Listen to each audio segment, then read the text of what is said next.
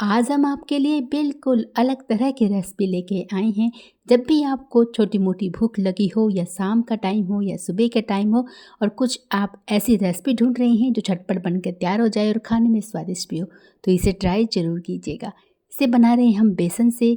आधा कटोरी मैंने बेसन लिया है। बेसन आपका चाहे बारीक वाला हो चाहे मोटा वाला हो, कोई भी आप यहाँ पर ले सकते हैं। क्वांटिटी मैंने बहुत कम मात्रा में ली है। सबसे पहले इसे एक बर्तन में हम डाल देंगे। बर्तन जो भी लीजिएगा थोड़ा सा गहरे वाला लीजिएगा। उसके बाद इसके साथ हम आधा ही कटोरी सूजी डालेंगे।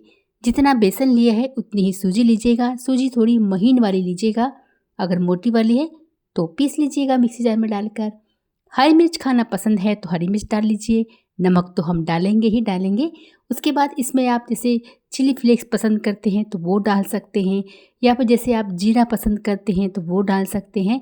जैसे मैंने यहाँ पर आधा चम्मच धनिया पाउडर डाला है और इसमें थोड़ा सा मैंने हल्दी डाली है, और उसके बाद इसमें मैंने थोड़ा सा गरम मसाला भी ऐड किया है और थोड़ा सा जीरा पाउडर भी ऐड किया है।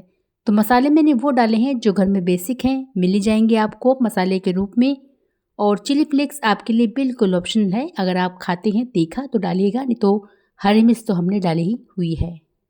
और अब मैंने यहाँ पर जीरा डाल दिया है थोड़ा सा। उसके बाद इन सब चीज़ों को डालने के बाद धनिया पत्ती डाल देंगे। बहुत सारे धनिया पत्ती डालिएगा, लुक बहुत सुंदर आता है और धनिया पत्ती से जो हमारा आज की रेसिपी है बहुत अच्छी बनती है। देखिए धनिया पत्ती डलती है, चाहे सब्जी में डले किसी में भी डले, टेस्ट को बढ़ा ही देती है। उसके बाद इसे हमें मिला लेना है। अगर आपके पास धनिया पत्ती नहीं है तो कस्तूरी मेथी का इस्तेमाल आप यहाँ पर कर सकते हैं। बेसन और सूजी दोनों को मिलाकर हमारा कुल मिलाकर 1 कटोरी हुआ था। तो हम यहाँ पर 1 कटोरी पानी लेंगे, लेकिन डायरेक्टली नहीं डालेंगे क्योंकि बेसन जल्दी से गीला हो जाएगा, इसलिए थोड़ा थोड़ा करते हुए और फेंटते हुए हम इसे तैयार करेंगे। तो मैंने थोड़ा और डाला है और इसे फेंटते हुए, ताकि जो गुठलियाँ वगैरह होती है इसकी वो भी हटते जाए और हमें पता लग जाए कि इसमें कितना पानी लगेगा।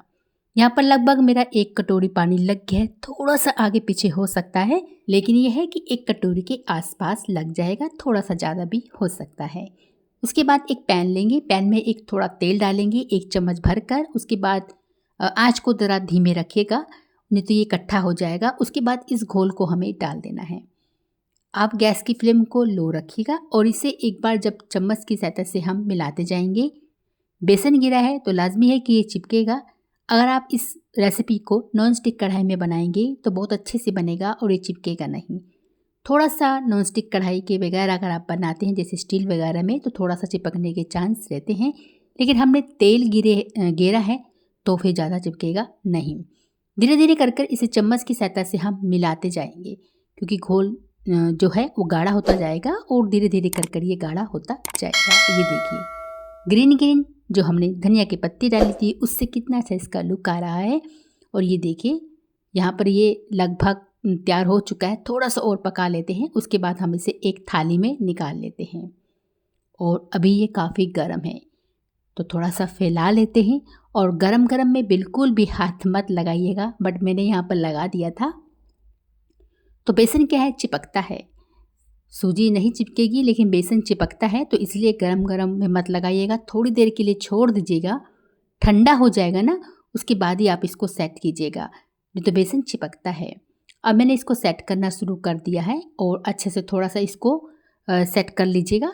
और यहाँ पर देखिए ये लगभग थोड़ा और कर लेती हूँ, क्योंकि थोड़ा गर्म था तो मैंने छोड़ दिया था। अभी ठंडा हो चुका है तो अच्छे से मैं इसे कर लेती हूँ। और ये चिकना सा इसका डो आटा बनकर बिल्कुल तैयार हो चुका है। और ये दिखाती हूँ मैं आपको, ये देखिए हाथों से ऐसे से करोगे ना तो अच्छे से ये मैश हो जाता है इस तरह से। और यहाँ पर देखिए ये बनकर बिल्कुल तैयार हो चुका है। चलिए अब बिल्कुल चिकना सा हमने डो तैयार कर लिया है, तो अब बनाने की बारी आती है। अगर यहाँ पर अभी भी ये काफ़ी गर्म है, यानी कि हल्का हल्का गर्म है, तो छोड़ दीजिएगा, बट यहाँ पर ठंडा हो चुका है, आराम से हम बना सकते हैं। अब इसकी हम लोइयाँ तोड़ेंगे।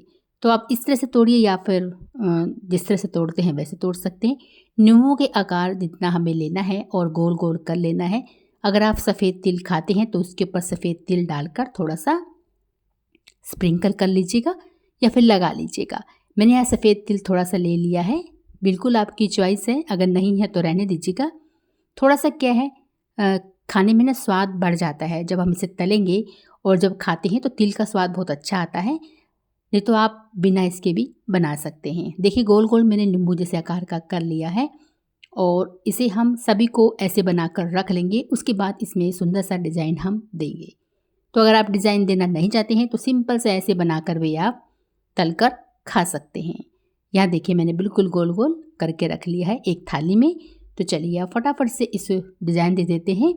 कोई भी आप स्पून ले सकते हैं, फोक ले सकते हैं। उसके बैक साइड से इस तरह से हमें करना है, प्लस का निशान जो होता है ना, इस तरह से बनाना है। बाकी आप इसको तिरछा भी कर सकते हैं।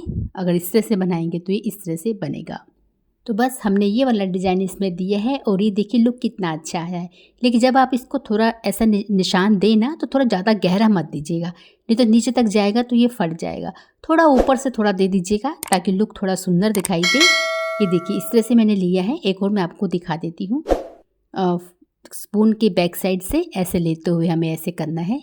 ये ज़्यादा गहराई से नहीं लेना है, नहीं तो कई बार क्या होता है तेल में जाके थोड़ा सा फट भी जाता है। और ये देखिए मैंने थोड़ा सा इसको इस तरह से शेप में दिया है। बस ऐसे करके हमें सभी को रेडी कर लेना है। और यहाँ देखिए मैंने बना लिया है। तेल यहाँ मीडियम फ्लेम में गर्म है और हम एक एक करके इसे डाल देंगे। और यहाँ पर ध्यान दीजिएगा कि ज़्यादा उलट पुलट नहीं करना है। अगर आप ज़्यादा उलट पुलट करेंगे तो ये बीच में से मतलब फट भी सकता है, मतलब बिखर सकता है। तो यहाँ मेरा ऐसे ही हुआ था, एक मेरा थोड़ा बिखर गया था, बाकी सब सही थे लेकिन एक थोड़ा सा बिखर गया था। अब हम इसको पलट लेंगे। और मैंने यहाँ पहले थोड़ा पलट दिया था तो बाद में मुझे लगा कि नहीं अभी नहीं पलटना है, क्योंकि अभी मुझे थोड़ा ये कच्चा लग रहा था तो छोड़ दिया था। उसके बाद फिर मैंने थोड़ी देर बाद सबको धीरे धीरे कर कर पलटना स्टार्ट किया। तो जब ये एक तरफ हो जाएगा तभी आप पलटिएगा, कच्चे में नहीं। तो इससे क्या है पूरा ये बिखर जाता है। ये देखिए इस तरह से आपको कर लेना है। और बस फिर दूसरी तरफ भी अच्छे से कलर आ जाएगा, उसके बाद ही आप इसे निकालिएगा। और ये देखिए यहाँ पर अच्छे से कलर आ चुका है और मैंने अब यहाँ निकालना स्टार्ट कर दिया है। जिसमें से एक मेरा बिखर गया था तो पूरा तेल में वो हो गया था। और अब इसे हम निकाल लेते हैं। तो लुक वाइज भी सुंदर दिखता है लेकिन खाने में बहुत स्वादिष्ट होता है। खस्ता भी होगा, कुरकुरा भी होगा और बेसन से बना है तो थोड़ा सा अंदर से सॉफ्ट भी होगा। तो लीजिए बन गया हमारा आज का ये नाश्ता। तो आज की ये रेसिपी आपको कैसी लगी हमें ज़रूर बताइएगा। इस तरीके से आप बना सकते हैं, बहुत अच्छा लगता है। शाम की भूख हो या फिर आपको जब भी ऐसा कुछ खाने का मन हो तो बना सकते हैं। तो अच्छा लगा वीडियो तो एक लाइक दे दीजिएगा। पहली बार आए हैं तो सब्सक्राइब करना बिल्कुल मत भूलिएगा। मिलेंगे आपसे अगले वीडियो में नई रेसिपी के साथ। जब तक के लिए आप सभी का तहे दिल से बहुत बहुत धन्यवाद।